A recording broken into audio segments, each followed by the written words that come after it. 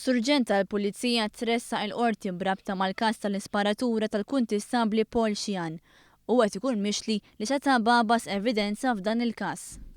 Fil-fatt l-akkuża tal-Pulizija tgħid li fit-22 ta' Novembru is-Surġent Leroy Balzan Angeli ripprevjena jew ostakola dħul ta' data software jew dokumentazzjoni fl-asta tal-Pulizija f'Taslima.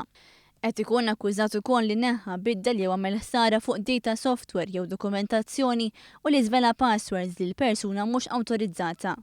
Mistoqsi mill-Maġistrat Francesco De Pasquale x'għandu xi wieġeb għal dawn l-akkużi, is-Surġent Balzan qal li mhux ħati.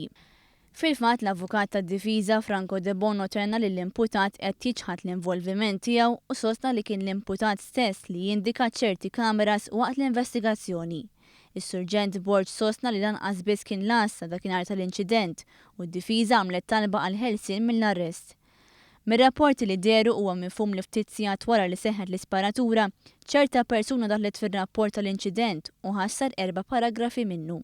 L-imputat saħaq li juħalla l-kompjuter il-logjat fuq l-account tiegħu u b'konsegwenza ta' dan xi ħadd daħallu fih u ħassar il-paragrafi tar-rapport. Il-Maġistrat De Pasquale ċaħat it-talba l-ħelsien mill-arrest u differixxa l-każ għat-12 ta' Diċembru. Fl-aħħar jiem rapporti fil-medja qalu wkoll li hemm spettur tal-Pulizija li jista' jiffaċċja akkużi simili brabta ma' dan il-każ.